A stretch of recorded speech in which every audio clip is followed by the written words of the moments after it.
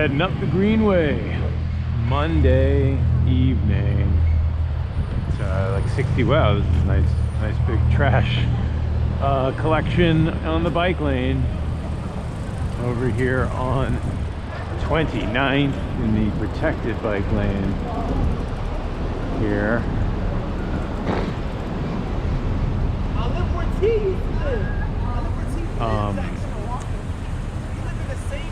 We're gonna head on up if we can make it to the Greenway without any problems.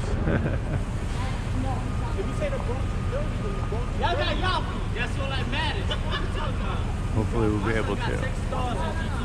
All right.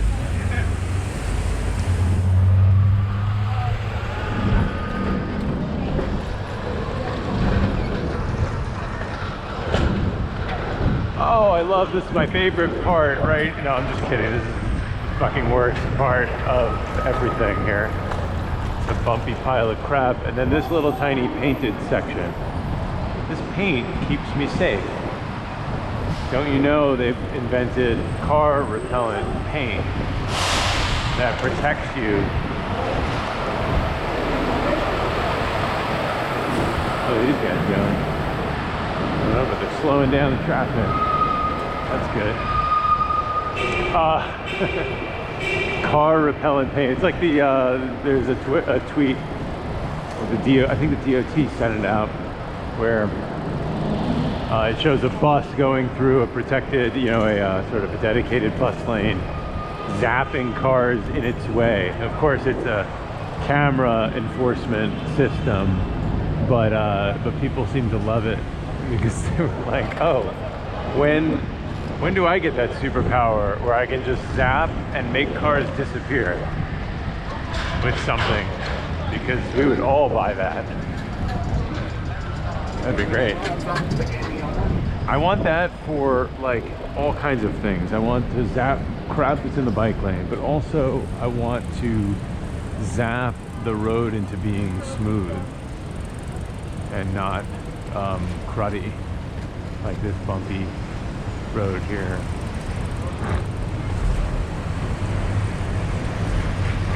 What are we doing? Okay. Cool. Kind of not really the way you are supposed to ride in the bike lane, but guy's doing a job. What are you gonna do, you know? This guy's speeding, revving his engine to make the light. I hope I don't get doored. Please don't get doored. Okay, thank God. Oh man, oh, he's gonna make a left.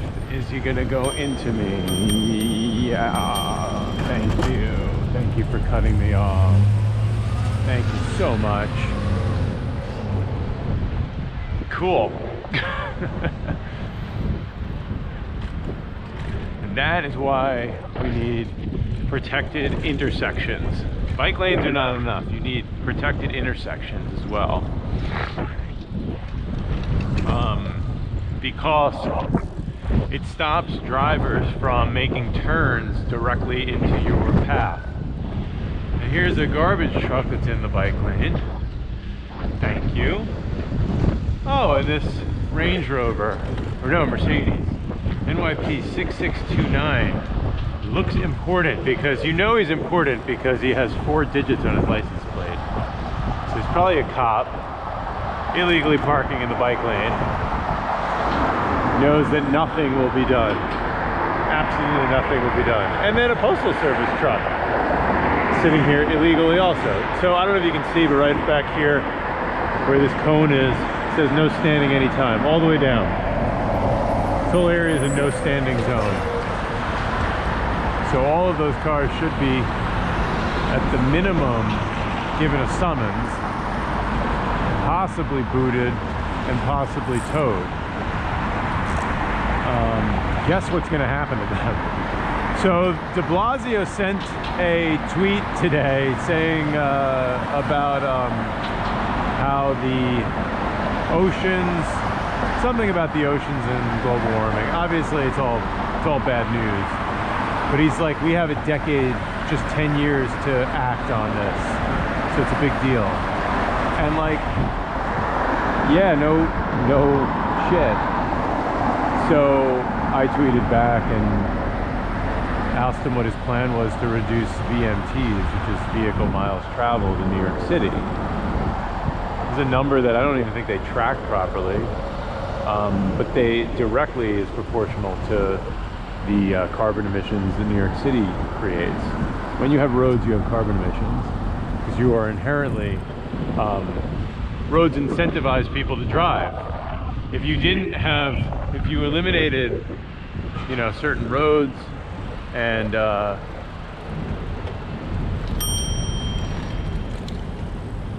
if you eliminated some of the roads, many of the roads, traffic, replaced it with other lanes, like bike lanes, widen the pedestrian sidewalks, all kinds of things that the mayor could absolutely do, then you could say that you're fighting for, you know, fighting climate change, that you're doing your part. But like, I feel like he's just whining about it like any of us would, you know, except he's the mayor. He's like, oh no, we only have 10 years. And I'm like, okay, so what's your plan to deal with this? Because your plan can only be local, right? Like, set a precedent. It's good that we have congestion pricing. We're the first city in America to have this. And that's great. It's like a great first start. First step, right? It's not even gonna start until like a few years from now anyway. So we're not even gonna see the real benefits, right, in the ripple effect of what congestion pricing can do for at least a few years. But in the meantime, there are things you can do right now. Like, he could go out. First of all, he could stop driving to the gym, which is such a nincompoop move. And I hate to keep kind of railing on it, and I do think that personal behavior is different than policy, and he makes his argument that, well, it's the most efficient way for him to, you know, get to the gym and do his thing and be a public servant. But that, obviously, that argument sort of doesn't really hold a lot of weight in so many ways. Not the least of which is, like, dude, you've been away for months trying to run a failed presidential campaign in Iowa. That's what you've been doing this whole time.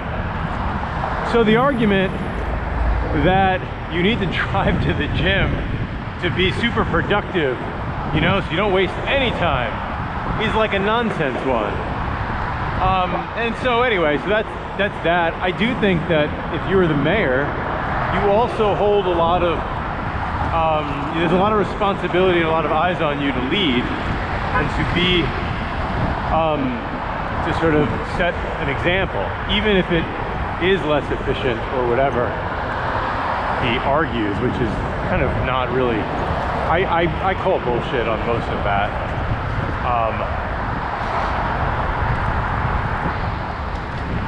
But even if it was just, cool, you know what, for 2 days a week, I'm gonna just take the subway.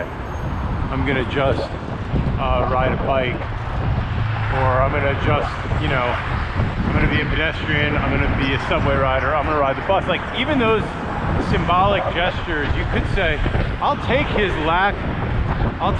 loss of efficiency for that kind of leadership any day, right? Like, I'd be okay with him attending maybe one less meeting, because he's going to be on a goddamn subway, you know, or on a bike, riding and understanding the perspective of his constituents. And that's like such a big part of the equation. You can't just isolate yourself. And I think that's what, like, so much of us, so many people on Twitter, like, that's the bullshit that we're sort of constantly trying to call him out on. Like, yeah, okay, his one Cadillac SUV or whatever, he called it a minivan, I think. He's like, no, it's a hybrid minivan. Like, if you've seen the vehicle, I don't know if you've seen pictures of what de Blasio drives around, or what his staff drives him around in, and like, I don't know, it's probably 2 cars, and they're like, you know, they're massive. They're not even SUVs, they're, you know, full-on Suburbans. There's no way those things get more than like 7 miles to the gallon. So for every trip that he takes, he's like, basically traveling 7 miles. He's basically burning 1 gallon of gas for every, or 2 gallons of gas for every trip to the gym that he takes, you know? And you could say, okay, it's all symbolic.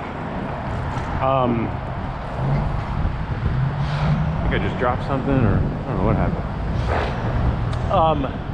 But I'd say like that's what we need. We have mayors in all these other major cities that bike to work. Like, because that's actually how they get around. And they're not like, it's like Paris, you know, and all these other places that it's not uncommon. You have Beto O'Rourke, you know, biking around in Texas. I mean, obviously he's in a car a lot of the time, but that's not even like a photo op, you know? He's just on a bike, like getting around. That was like so ridiculous to see that on Twitter because it was so jaw-dropping. You're like, oh my God, a politician on a bike in America, let alone in Texas. Anyway, so that's the bullshit. So I responded, I said, what's your plan to reduce VMTs? What's your plan to systematically reduce parking or car storage? Which again, it incentivizes driving. All this stuff is very well established. You have to attack the root, right? And I think the data is that in New York City, 30% of our carbon emissions come from transportation, right? And a lot of that is from cars. Most of that is from just personal cars. And you can like look around, you see this highway? That's it. This is business as usual. And like, I don't know, that guy's happy. So,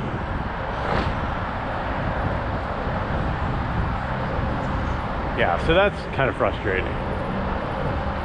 And he could probably point to some other things. I think de Blasio has made some changes with respect to like regulations for buildings to be greener and stuff like that, and that's true. That's fair. But that's not even really like, he doesn't really address that. I don't think that really comes up.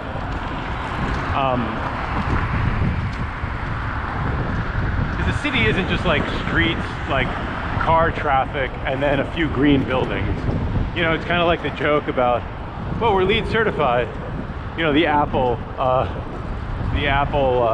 office is like, you know, LEED gold or platinum, you know, because it uses very little energy, and then it's got like a 25,000 car parking lot, you know, with no hint of trying to get people out of their cars, and making the means to get to these places and make land use more efficient in terms of you know, transportation, public transit, biking, walking, you name it. It's just this mega mall that you have to drive to get to, and somehow it gets like a LEED certification for being so efficient in energy. You know, they figure everything out. They have, oh, it's got the cooling and the glass and the paint, you know, and the materials are this, and then also 25,000 goddamn cars.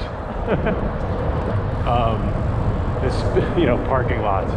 Parking lots are basically the middle finger, you know, to climate change. It's like, we sort of care and we're gonna make a couple of gestures, but then also we have a parking lot. So clearly we don't care enough. Like, we know that at the end of the day, we will submit to car-centric mobility and nothing else. There's no other way to get around. And we won't take any kind of aggressive action because, you know, God forbid we do anything real there. And so when you take all that together, I think, so California, as I understand it, has extremely, you know, has taken on pretty aggressive carbon emission reduction goals. And I saw Arnold Schwarzenegger the other day talking with Greta Thunberg. And And he was touting that they've been hitting or exceeding their emissions goals, which I think is all true, right? That's not, no reason to doubt that. But they've been getting them from many other places, not from VMT reduction. And basically what's gonna happen is they have to cut vehicle miles traveled by 15% to even remotely land near their goals. And that means, like, what does that actually mean? That's a goal to get people to drive less. Like, and you don't just get people to drive less by asking them to drive less. You have to actually do stuff. These kids are climbing it. The parents are freaking out on the hill here. And they seem to be okay. And somebody had tweeted basically an explanation about this, that is anybody going? Are you going?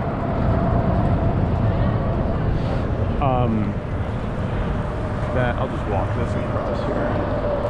Just gonna walk it. Okay. That's good? Okay. So somebody was tweeting that basically in order to even hit that, you would need to reduce VMTs by 15% in California. And then on top of that, all the cars on the street have to be electric vehicles, getting 100% of their energy from renewable, or 100% of new cars, something like that, have to be, or 100% of electric cars maybe have to get their electricity from 100% renewable energy sources. You know, it was just like, basically it's a ridiculous goal. We know that a car sold today is going to be on the road for 10-15 years.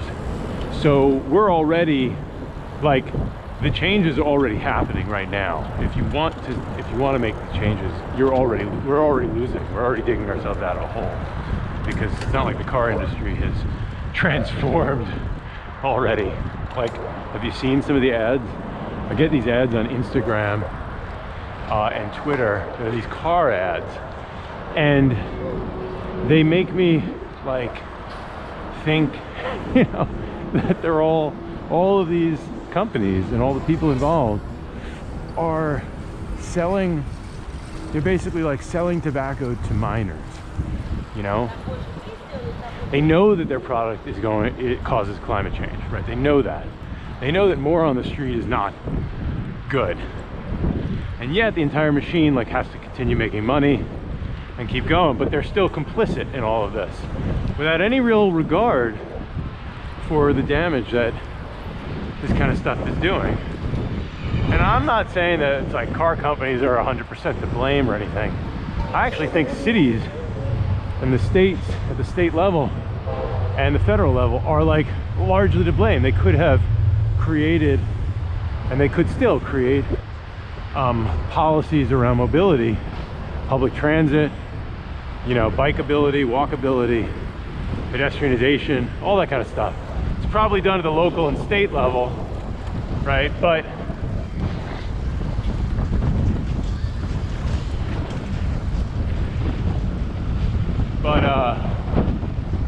you know, that stuff's not being done. And instead we have this nonsense around, we just built a bridge, you know?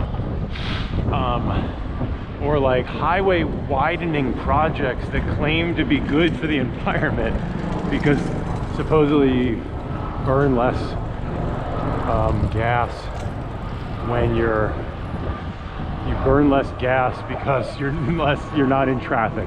That argument is so nonsensical. It's outdated from years and years ago. Like, it's a bullshit argument. And so all you're really doing is incentivizing more vehicle travel. That's it. You're widening a highway. Literally, these are the biggest boondoggles in the country, but nobody really talks that much about it except for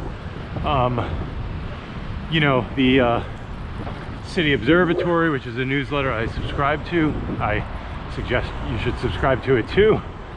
They talk about this all the time with data, you know, not really controversial stuff. I mean, it shouldn't be, Should be just data driven.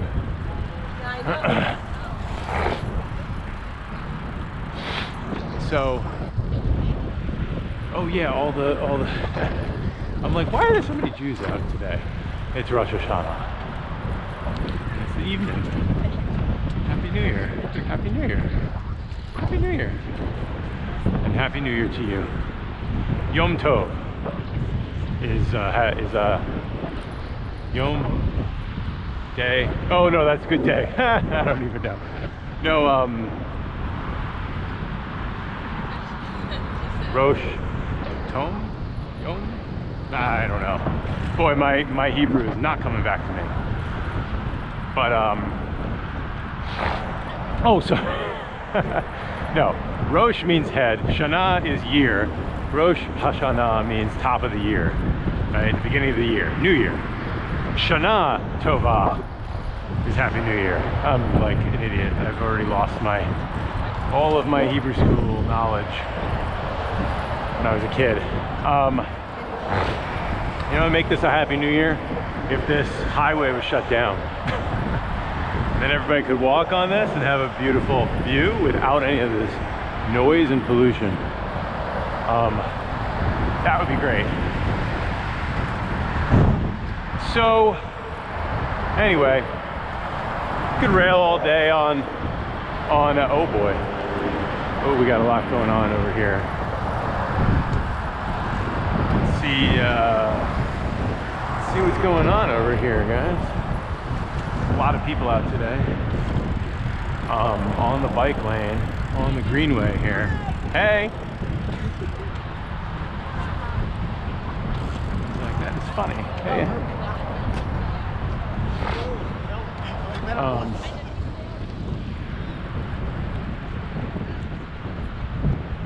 wow. How do we get through here? Guess I'm gonna have to walk the bike on through.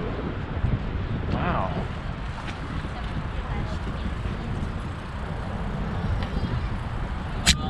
Can we get through?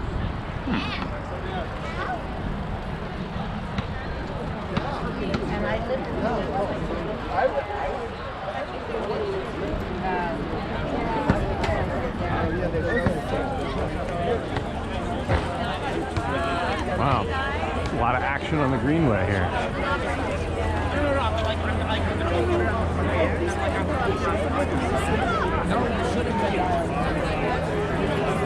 Hag Sameach. Shana Tova.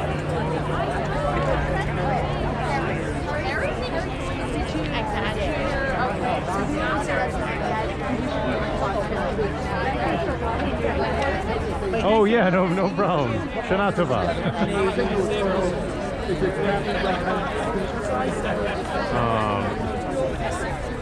She thanked me for walking my bike. That is a very thoughtful thing to say. Kind of like me thanking the UPS guy for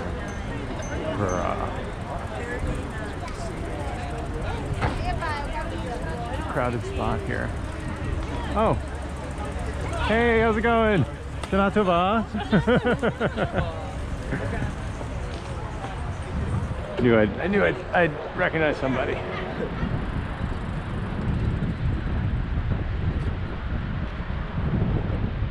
So, actually, I wonder, is riding a bike Shomer Shabbos? I'm not sure. Shomer Shabbos is on Saturday, on the Shabbat. If you are following certain rules, it means you don't use electricity and you don't work on the Sabbath. And I think a lot has been discussed on this. Many rabbis have discussed this over many years, and I wonder if biking is work, because I would say it is not work. I would say it is fun. It's like eating. No, I think like turning on a light switch is basically using electricity and it's work. So that's a no-no. You're not allowed to use electricity, even though it does make your life easier. So it's not really a measure of how easy it makes your life. It's a measure of determining whether or not you are like doing work or not. And that's it. Should I get the noise or should I get the wow. So this is where you might say the whole west side highway should be shut down or something like this. To just make everything more peaceful and calm, right? For cyclists. Like I would say this whole area should have a detour, an active detour that's like, all right, your detour as a cyclist, because we know there's gonna be a million people here, and that's a good thing, we want people to use this space. We're gonna have you guys, cyclists, ride on a separate path that's created just for you. So that would be great, but DOT doesn't do that. So, you know, what are you gonna do? That's something the mayor could do.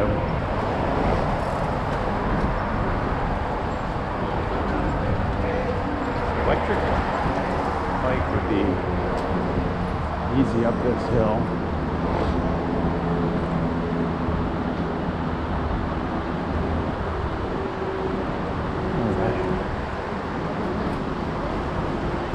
Woo!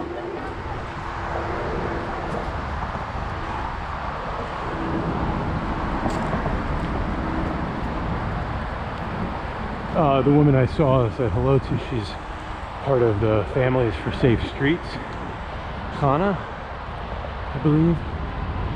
I think. Yeah, met her. I mean, I know her. She's you know, big advocate in the bike and safe streets community, doing what she can, and doing a lot. All right, I might even, I don't know if I want to walk my bike up this way.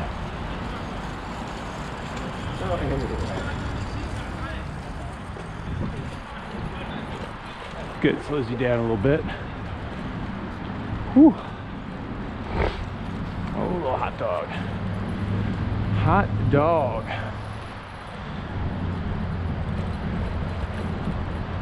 Yom Tov, that's what I said. That's a good day. That doesn't make any sense. I don't think people say that.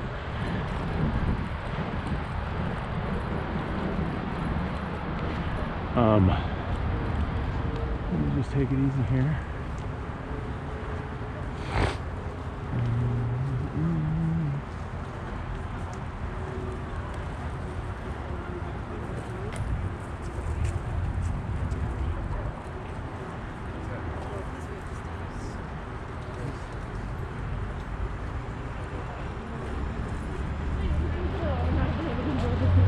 I would not have been able to separate cool aspects of the game from the scary areas. You know?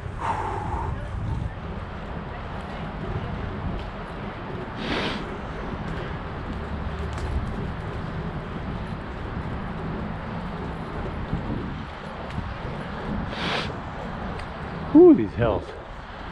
Oh boy. Ooh, that's smelly right here. I don't know what kind of dog poop got in there. All right, 102 Riverside. Whew, that's the exit right here.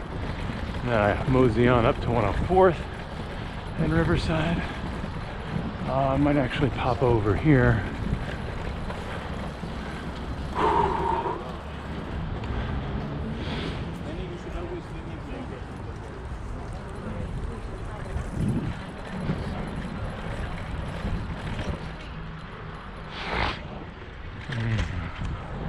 Oh, all right. Popped over there. All right. We're moving and grooving. So I have a red light, but technically I have a walk signal because all these signals, I'm not going to go when it's a green light. I'm just going to go when I'm not going to, when I'm going to, you know, yield to pedestrians and everything. That's my best opportunities, when all the drivers all have red lights. If I get a ticket, so be it. It would be stupid for me to like wait until everybody has a green light and then to try to go. All right. Woo! I did a run today, so that's why I'm a little bit tired. My legs are not quite as fresh as they were this morning. When I did 34 minutes, normally my ride takes me 36, 37, 41 minutes is pretty common also. And here I was able to do it in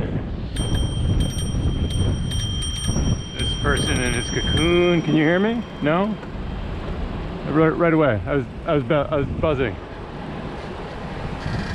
No, because he's in a cocoon. He's like, what is it? This guy's coming from nowhere. From nowhere. Except there's a bike lane right there. And I'm ringing my bell. So clearly bells don't really work. You have to honk at these people for them to hear you, right? And it's the only way to get through. This guy, hey, how's it going? I feel like this guy is now following me. So I'm not totally sure what's happening, but what are you gonna do? Now we got a taxi in the bike lane. This is 602, 627. Oh no, sorry, this person was not following me. Just that everybody drives the same boring SUV. All these stupid cars look the same. You can't tell them apart, honestly. A sedan is a sedan, an SUV is SUV, and a Suburban is a Suburban. They're all pretty boring. They're basically all the same colors.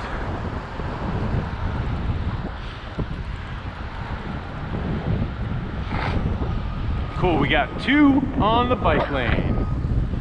We got a JJZ 1004 on the bike lane, and we got a 1K 65 Hustlers in theaters. You're in the bike lane and you're advertising a movie. And I'll probably see that movie eventually because I like movies. What I don't like is cars in the bike lane. Is that something you can advertise for? Advertise no cars in the bike lane. Whoa, this guy speeding through. So that's kind of like not the best move, I think. This guy, yeah, going on the sidewalk there. These are the Chirping Chicken, which is right. I guess it moved. Maybe it's over there. Oh yeah, it's right over here, I think.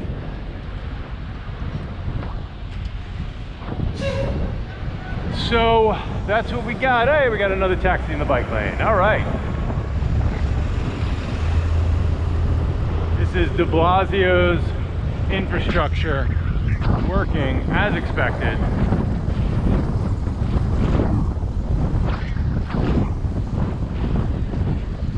That's 4G20 in the bike lane.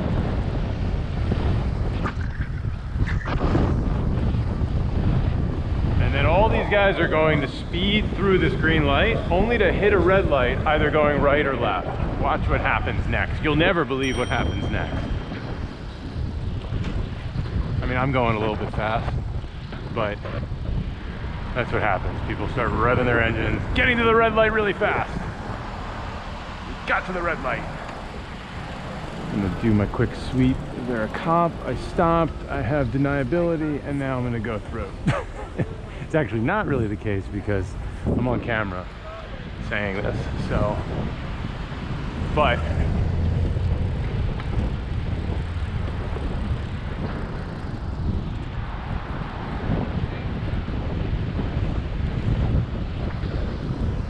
so yeah, I did this roundabout, Frederick Douglass Circle. Hey, I know that guy. I did this roundabout on the Urban Arrow, and holy crap, it's pretty terrible. Hey buddy, heads up, don't kill me, don't kill me, don't kill me, don't kill me, please don't kill me. Hello, don't kill me. I'm gonna go this way now. Oh, there's a cop there, but he's definitely not paying attention. I just saw, they're just sitting at the light. doing what everybody does at the light, texting your friends, playing Words with Friends. I don't know why I think everybody plays Words with Friends. I don't think that's really true. I think it's like Bejeweled or something. No, don't tell them to go that way. I'm crossing here. Thank you for not crossing in my path. Oh my God. I'm gonna stop. This guy stop? No, this guy's on the phone here. He's texting. Homeboy is texting. That's T723011. He's literally just sitting there on the phone. That's not okay. Man. God, can you imagine if you had cyclists like through a new agency, a bike infrastructure agency that just made sure bike lanes were maintained, created, and nobody was on it. They had power to issue summonses to all the drivers in the bike lane and all the drivers doing dangerous crap that would kill cyclists and pedestrians alike. I mean, this is the kind of behavior that kills people. He's still on the phone there. And like, yeah, I see a map in this Ford, you know, in his hand. It's on the phone, but I don't care. You're not supposed to do that. This person is cutting in front. Dude, I have a right of way. Come on.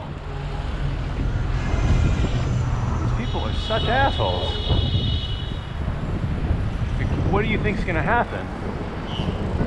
And these guys in there, I don't know what that is, a fake license or something? It's like a temporary license situation on that car. But of course, let's load everybody in the middle of the bike lane. Nobody gives a shit. Let's stand in the bike lane. Let's hang out in the bike lane. Let's use a door in the bike lane. Because that's what the bike lane is for. We don't know what else to do in the bike lane. All right, thanks for watching. Oh boy, do I have any? Oh yeah, there's one down there. Cool, thanks for watching. Like and subscribe. See you next time on the bike lane.